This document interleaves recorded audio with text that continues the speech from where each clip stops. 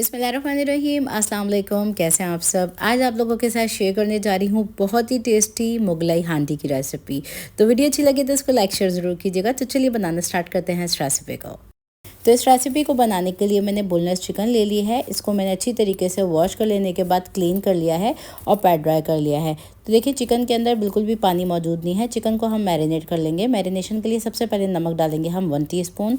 नमक कम या ज़्यादा टेस्ट के अकॉर्डिंग डाल दीजिएगा। दरदरी कुटी हुई काली मिर्च इसमें शामिल कर देंगे तकरीबन ½ टीस्पून।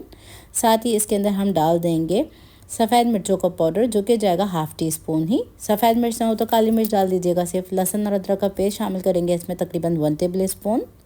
साथ ही इसके अंदर मोटी वाली हरी मिर्चों का पेस्ट डाल देंगे 1 टेबल स्पून ही। लेमन जूस जाएगा इसमें तकरीबन 1 टेबल स्पून। साथ ही इसमें डालेंगे हम दही जो कि जाएगा पूरा आधा कप। अब दही डाल लेने के बाद अच्छी तरीके से इसको कर लेते हैं मिक्स और इसको हम मैरिनेट करेंगे तकरीबन आधे घंटे के लिए।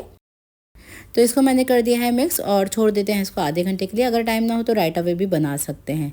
अब आ जाते हैं नेक्स्ट स्टेप की तरफ। नेक्स्ट स्टेप में मैंने यहाँ पे एक हांडी ले ली है जिसके अंदर हम डालेंगे तेल जो कि जाएगा आधा कप। अब तेल को हम अच्छे से गरम कर लेंगे और अब हम डालेंगे इसके अंदर प्याज का पेस्ट। तो 2 मीडियम साइज़ की प्याज ले ली थी जिसको मैंने बॉयल करने के बाद इसका पेस्ट बना लिया था। तो उबली हुई प्याज का ये पेस्ट है जिससे इसमें बहुत ही हल्का हल्का पन आएगा।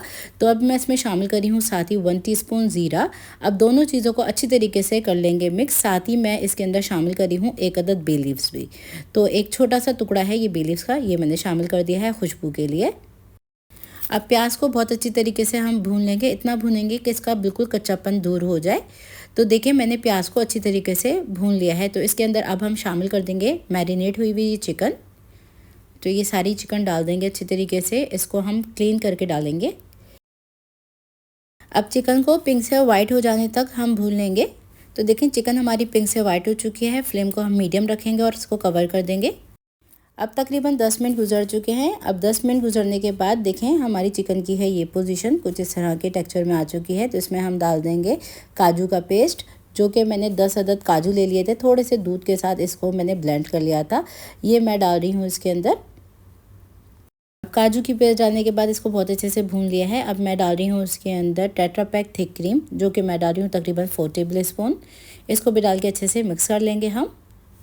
और अब हम डालेंगे इसके अंदर शिमला मिर्च। अब शिमला मिर्च डालने के बाद इसको हम मिक्स कर लेंगे और मिक्स कर लेने के बाद इसको 2 से 3 मिनट के लिए बस भून लेंगे और डिश आउट कर लेंगे। बहुत ही मज़ेदार रेसिपी है। लास्ट में आप इसके अंदर ऊपर डालिएगा बॉयल किए हुए अंडे। आप चाहें तो इस स्टेज पे भी डाल सकते हैं।